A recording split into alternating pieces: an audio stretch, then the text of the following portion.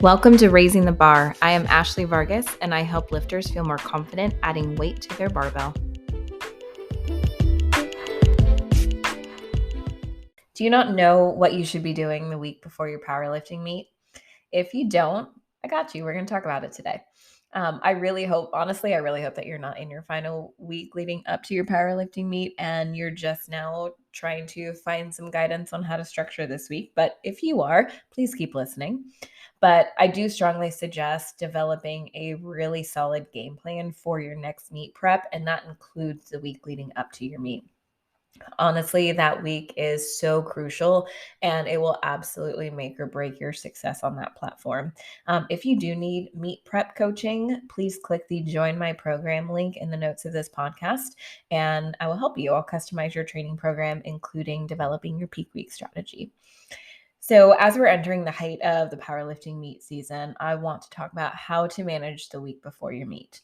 Your final week, like I said, should be strategically programmed, just like the 12 or 16 weeks of prep that preceded it. Most lifters during this week have to fight the urge to continue to lift. A lot of lifters, especially newer lifters, want to test their maxes to see where they're at. They want to, test their lift attempts or whatever. All of those things are extremely counterproductive. Through your meet prep, you have completely taxed your body in a way that is, broken down your muscles. It's taxed your central nervous system. Your body's fatigued at this point, and you need to take that full week to really focus on the recovery piece and getting yourself ready for taxing your body yet again when it really counts. So there's a couple things that I want to focus on today, 5 specifically. And these are things that you should be focusing on during your final week of prep. The first is quality sleep and a lot of it. The second, do not, under any circumstances, try anything new. The third, keep muscles active but not stressed. Fourth is keep your nutrition consistent. And the fifth is do not cut weight. So let's break all 5 of those things down into a little bit more detail. So the first one that I had mentioned was good quality sleep. And quality sleep should be a key focus in your training at all times, but it is definitely super important the week before your powerlifting meet. After going through, a 12 or 16 week, very intense prep training, your body has been placed under a ton of stress, especially going into your peak week. Your body needs that time to recover. Your muscles are broken down. Like I said, your body and your mind really has been placed under a ton of stress. Your central nervous system has been taxed. So your body really needs to recover. That way it can perform at its best at the meet. So good quality sleep really needs to be the focus for any athlete at any given point in their training, but very importantly, during that last week leading up to the meet. So good quality sleep is kind of hard to come by, especially with all of the, all the technology that we have at literally our fingertips at any given time. And I know a lot of people you scroll through Instagram, scroll through, wherever, right before they go to bed, but that really does not promote good quality sleep. So there's a few things that I like to do to ensure that the sleep that I am getting is good quality and allowing my body to and my mind to properly recover. So the first little tip here is definitely give yourself a bedtime and stick to it. I am a creature of habit and I love routine. So this is actually really easy for me, but for some people, maybe not so much. But pick a time where your body naturally starts to feel tired. So don't try and force yourself to go to sleep earlier than, when you feel ready. But whatever time you pick, just stay consistent with it. And that includes the weekends. Sticking to a nightly routine helps your biological clock set properly. And you're going to train your body over time to naturally start to relax when it's supposed to. The second little tip here, create an unwinding ritual. So an unwinding ritual will help your body be prepped for sleep. Help your body release the stress of the day, help your mind calm down, unwind, all of those things. If you're someone that trains in the evening, make sure that you're giving yourself enough time between your training session and your bedtime to allow your body to properly relax. And the third is your bedroom is for sleep only. So this is going to be one that's really difficult for a lot of people. Like I said, especially in this digital age, so many people have TVs in their bedrooms, have their phones, tablets, laptops, all those other devices in their bedroom, and like consistently scroll through social media or watch TV as they're trying to fall asleep. So having that amount of mental stimulation and noise as you're trying to fall asleep does not create the conditions necessary for good quality sleep. I personally don't have a TV in my room. I haven't for years. I think I maybe had 1 year of my entire life where I had a bedroom in my TV. Um, and it just makes such a big difference on the quality of sleep. And it is so much easier to fall asleep without that extra mental stimulation. The second thing you need to do the week before your meet is absolutely, under no circumstances, should you try anything new.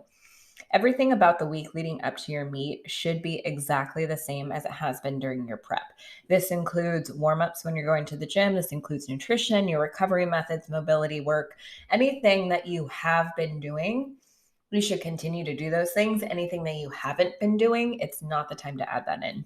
So during this week, like I mentioned earlier, you should not be pushing heavy weight. This keeps your muscles, you do want to stay active and keep those muscles engaged, but you definitely don't want to be attempting your, squatting your attempts, trying to hit your PRs, nothing crazy. If you have not done a ton of mobility work during your prep or haven't done a lot of stretching during your prep, do not start to do this the week before the meet. And here's why. So if you don't incorporate a lot of mobility into your regular training routine, which I highly recommend that you should, but if you haven't, your body is not used to lifting under those conditions.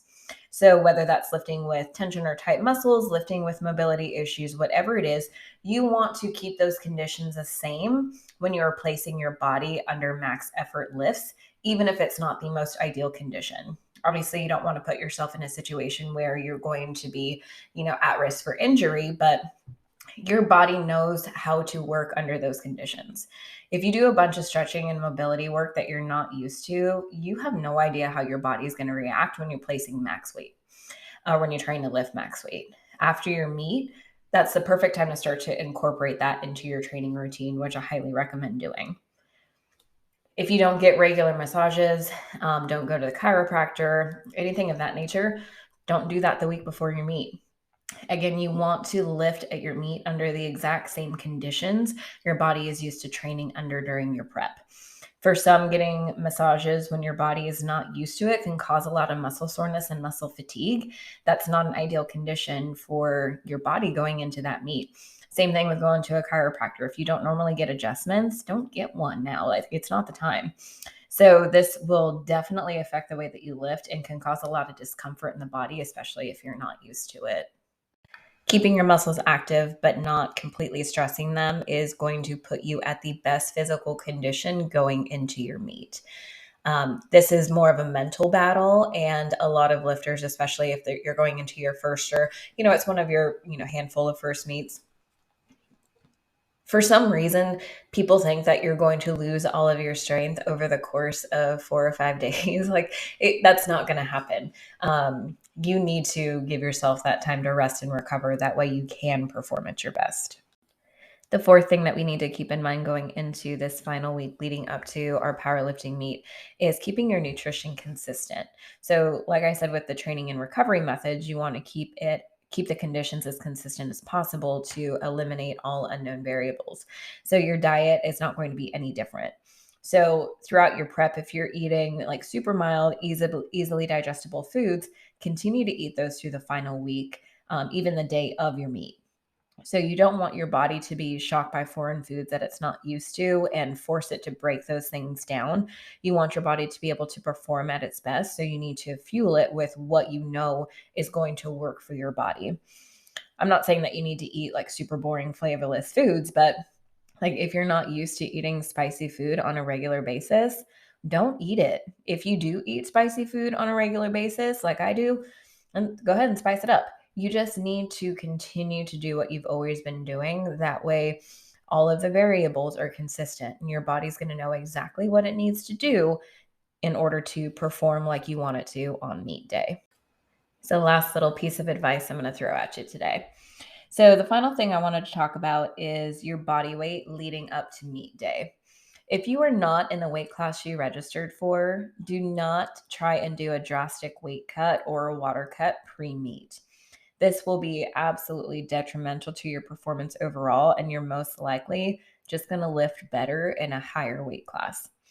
The only time I advise a weight cut during the final week of prep is only for the elite level athletes who have cut weight many times and know exactly how their body's going to react to it for meets before.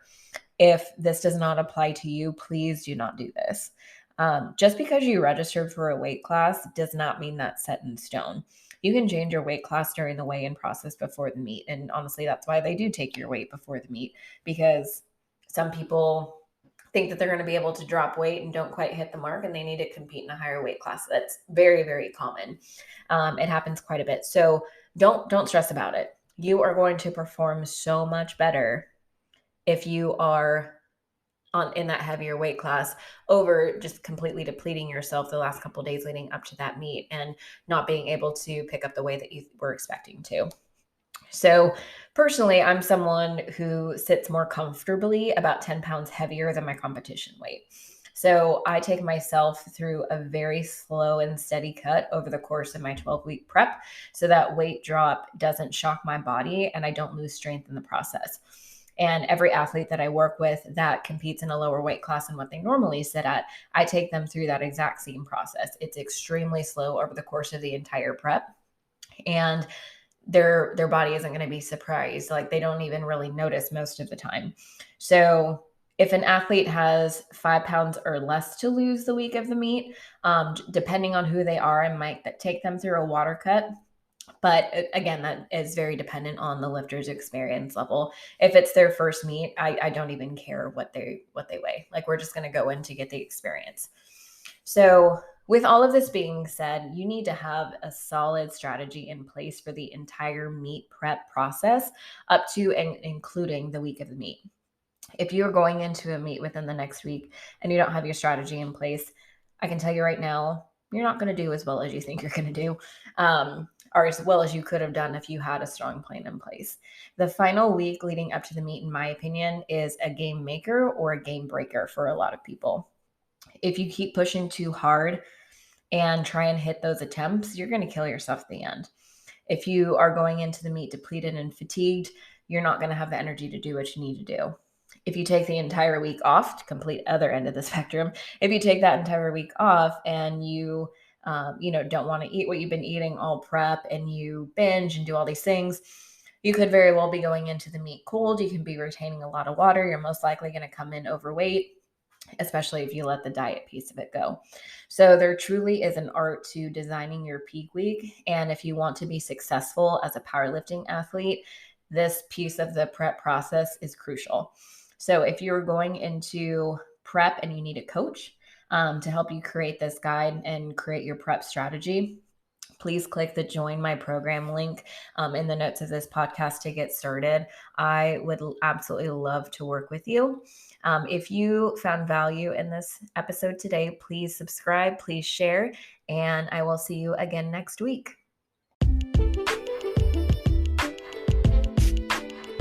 As a special thank you for tuning into this episode, I am providing you with free access to my most recent Athlete's Guide, 3 drills to improving your squat depth. Make sure to click the link in the notes of this podcast to download your copy today. If you found this episode helpful, please subscribe and then share this podcast on all of your social media platforms. And I will see you on the next episode of Raising the Bar.